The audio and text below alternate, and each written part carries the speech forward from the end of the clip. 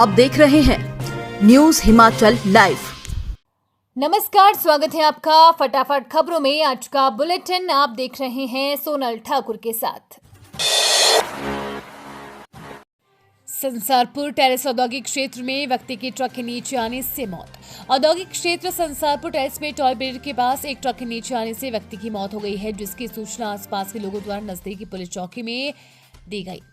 मृतक की पहचान जतिंदर भगोता बड़ा नया गांव बूंदी राजस्थान निवासी के रूप में की गई है। जानकारी के मुताबिक व्यक्ति फैक्ट्री में गाड़ी से माल छोड़कर घर को सुबह 3:30 बजे वापस जा रहा था और गाड़ी को साइड लगाकर आराम करने लग गया। तभी तकरीबन सुबह 6:25 पर गाड़ी से उतरकर बाहर शौचालय के लिए उतरा और धुंध होने के कारण पता न चलने पर दूसरी तरफ से आ रहे ट्रक ने व्यक्ति को रौंद दिया। वहीं पुलिस चौकी Sansarpur terrace incharge ASI Rajesh Dwivedi ने और एएसआई सतनाम और उनकी टीम ने मौके पर पहुंचकर जांच शुरू कर दी है। सिरमौर के नारंग में रहने वाले 38 वर्षीय सोमदत्त की सुरन में फिल्मी अंदाज में हत्या।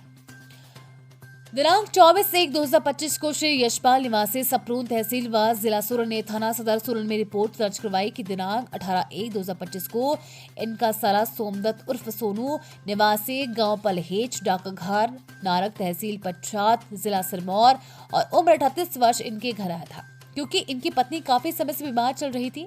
दिनांक 21/1/2025 को इनका साला सोमदत्त उर्फ सोनू घर के साथ लगते जंगल की तरफ ये कहकर गया था कि ये लकड़ियां लाने जा रहा है, परंतु ये उसके पश्चात वापस न लौटा।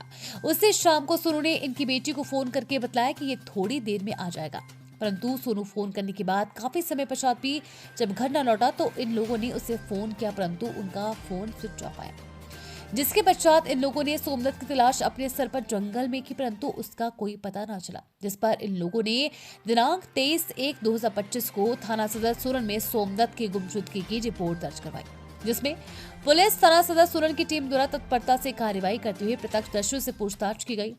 स्थानीय निवासियों ने बताया कि पुलिस टीम को बताया कि दिनांक 21/1/2025 को शाम के समय इन्होंने 2 अन्य लोगों को भी उसी जंगल की तरफ जाते देखा, जिनकी पहचान वहां वाटर पंप हाउस पर काम करने वाले भुट्टो राम व सुल्तानपुर निवासी संदीप उर्फ अजय के तौर पर हुई, जिनको शिकार करने के लिए जंगल की तरफ जाते हुए देखा गया था। जबकि सोनू भी अपनी जीजा के पड़ोसी के घर से बंदूक लेकर जंगल की तरफ गया था। शिकायतकर्ता श्री यशपाल ने अपनी उपरोक्त शिकायत में शक जाहिर किया था कि भुट्टो व संदीप उर्फ अजय ने इनके साले सोमदत्त उर्फ सोनू की गोली मारकर हत्या कर दी है, जिस पर उपरोक्त अभियोग पुलिस थाना सदर सुरन में मर्डर की धारा में पंजीकृत किया गया। जांच के दौरान पुलिस टीम द्वारा उपरोक्त दोनों व्यक्तियों की दिनांक 21/1/25 के CDR टावर लोकेशन का विश्लेषण किया गया, जिसके आधार पर इन दोनों व्यक्तियों को ट्रेस करके इनसे पूछताछ अमल में लाई गई, जिस पर पाया गया कि इन दोनों व्यक्तियों ने पुलिस टीम को गुमराह करने का भरसक प्रयास किया।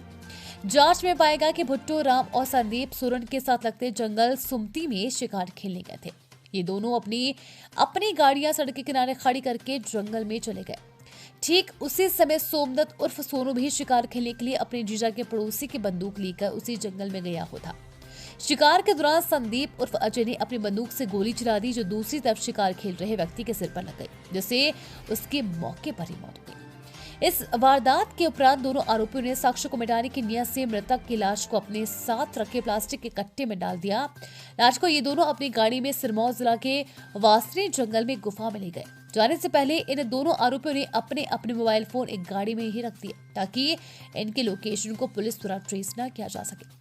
इसके उपरांत गुफा में रात को ही इन दोनों ने मृतक सोमदत्त उर्फ सोनू की गर्दन को दराट से काटकर धड़ से अलग कर दिया तथा गुफा में ही धड़ को आग लगाकर मृतक के सिर को अपने साथ लेकर वहां से वापस आ गए, ताकि मृतक के शव की पहचान न की जा सके।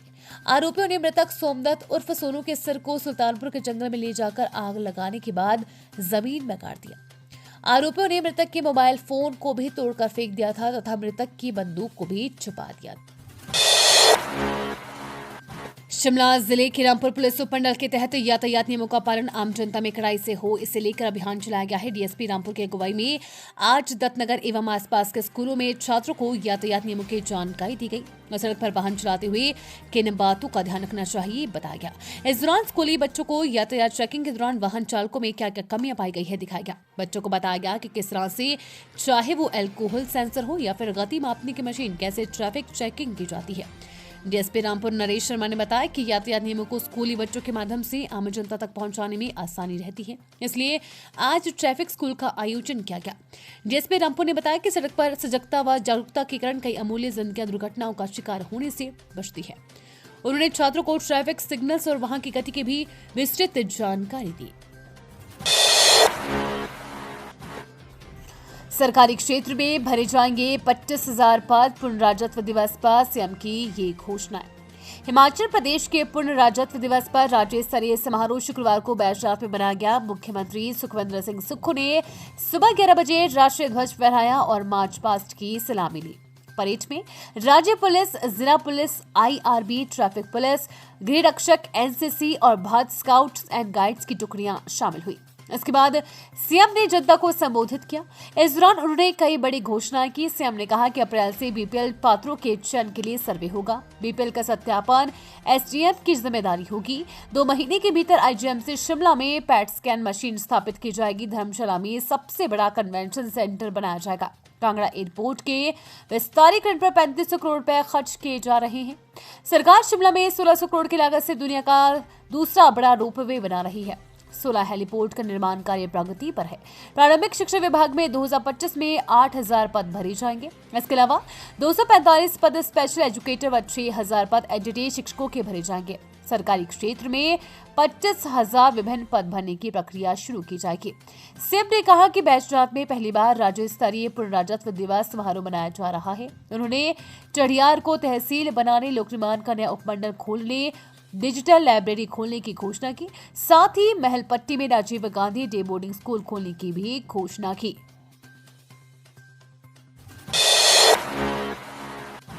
इंश्योरेंस पॉलिसी दिलाने के नाम पर साइबर ठगी, कारोबारी से ऐंठे 10 लाख से अधिक रुपए, महिला ठग दिल्ली से गिरफ्तार। हिमाचल प्रदेश के साइबर क्राइम पुलिस थाना की मंडी ने 10,76,390 रुपए की साइबर ठगी करने के मामले में आरोपित महिला टीना यादव को मोबाइल फोन की लोकेशन के आधार पर दिल्ली से गिरफ्तार किया है। आरोपित को 3 दिन के पुलिस रिमांड पर भेज दिया गया है।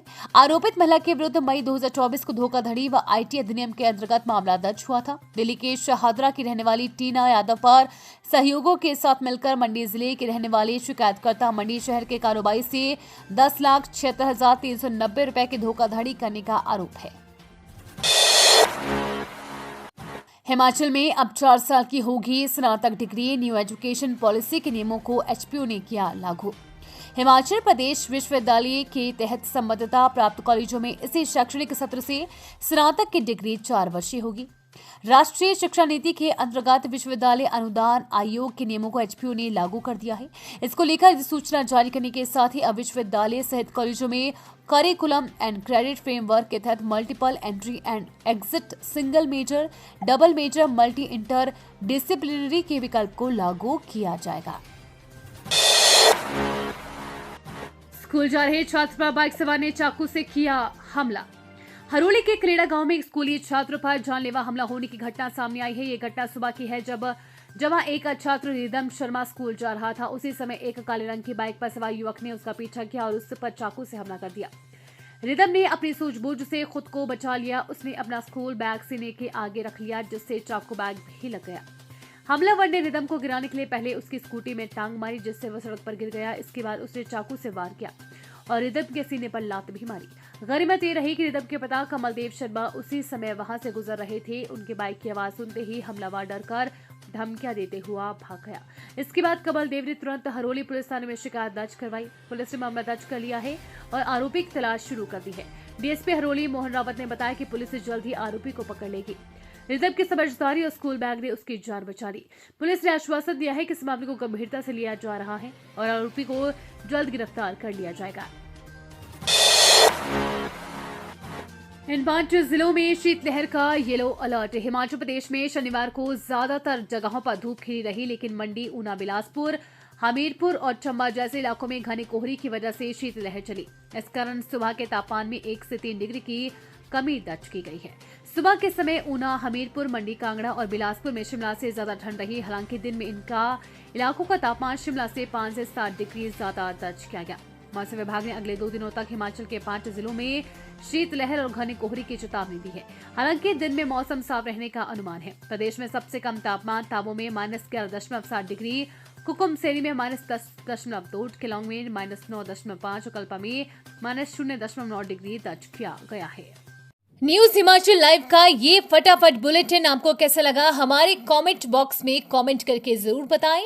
साथ ही पेज को फॉलो और सब्सक्राइब करना बिल्कुल ना भूलें। धन्यवाद।